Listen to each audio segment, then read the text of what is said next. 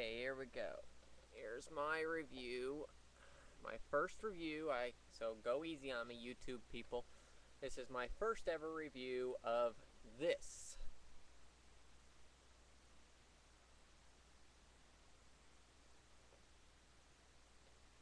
Terminator, the Sarah Connor Chronicles.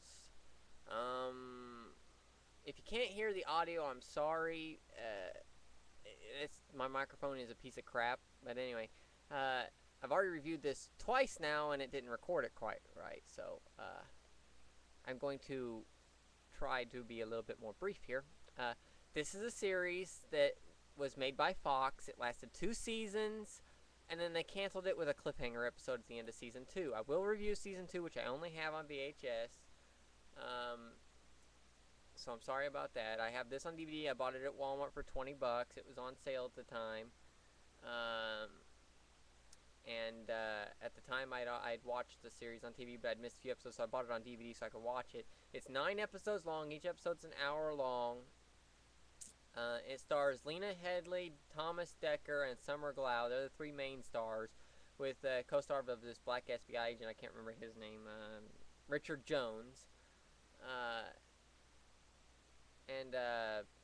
But it takes place a few years, either 2 or 3 years after the events in Terminator 2. Sarah and John are still on the run. Lena Headey plays Sarah Connor, and she's a really good replacement for Linda Hamilton. She does a really good job acting. Her acting job is really good. The action sequences in the series were really good and made up for whatever acting couldn't be done or ad-lib. May or may not have been ad-lib. This series, John starts off going to a school and he's living this semi-normal life, even though they're using an alternate name, which they're using his father's name of Kyle Reese. And he meets this girl who he has like a crush on, and you find out later she's a Terminator. But anyway, a Terminator shows up, which they call Marty, and he tries to kill John. John runs to the school trying to escape. Sarah's still having her nightmares while this is going on.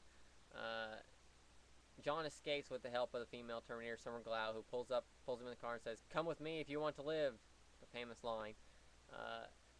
Or something like that. I can't remember exactly. But he gets in the truck, they drive off, they escape Marty for the moment. They go and pick Sarah up. Sarah's like, "Who's this?" And it's like, a Terminator's like, "I thought we were done with all this bullshit." She didn't actually say that, but that's basically what she's thinking. And Sarah's like, "Why are you here? You shouldn't be here." "I'm here to protect John." "Why can't I protect John?" "Because you were dead." And they break into this bank. There's an FBI agent after them because she's being framed for the death of Miles Dyson. And we see a cameo by Dyson's wife and son in the beginning episodes.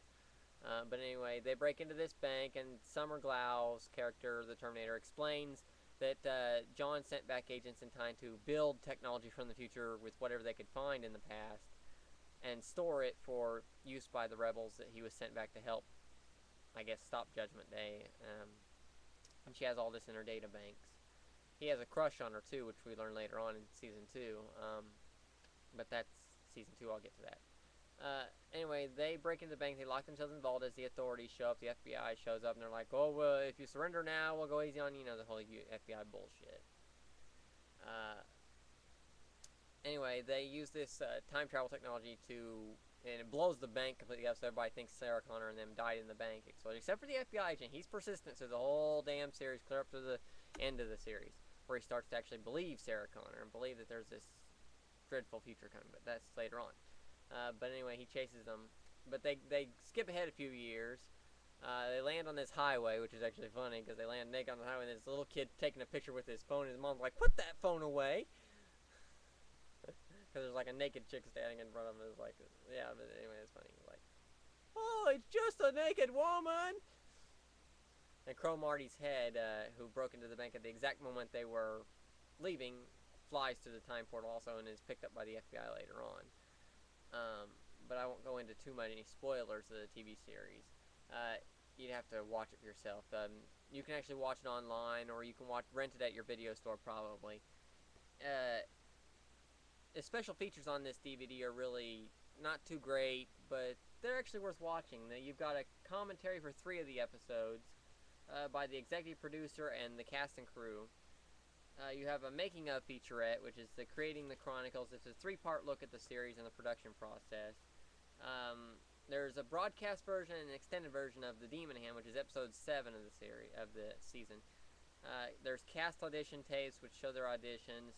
There's the deleted scenes. Then there's the storyboards that they show.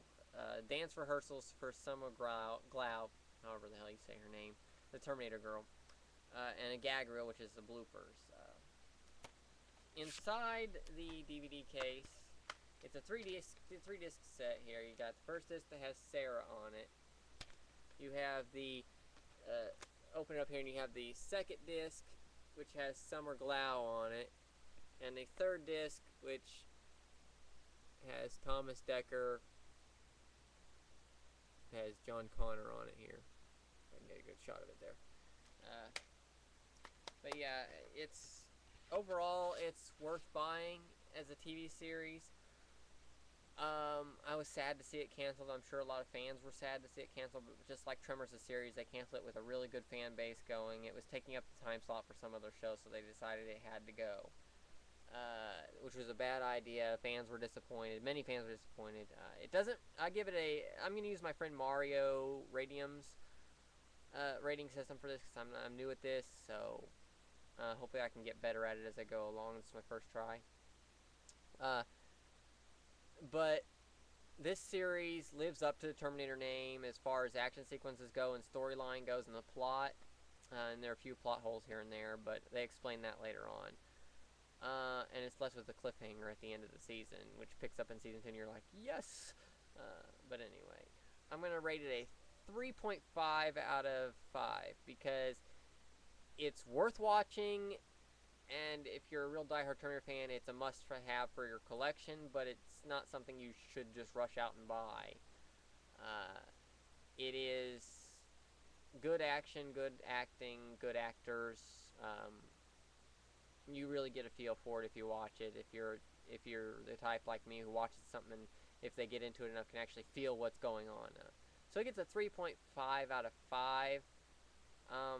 And the booklet that comes with it gives little explanations of each episode, so you can like flash forwards or whatever episode you want, or watch the entire series from start to finish.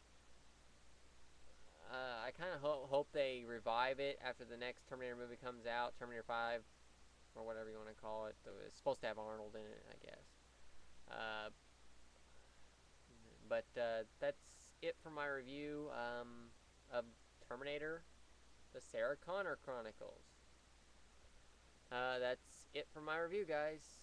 Viewers, go easy on the comments. Please do comment, but go easy. It is my first time. I'm still learning my way around this piece of crap microphone, and my webcam's kind of not so great. That's it. See you next time.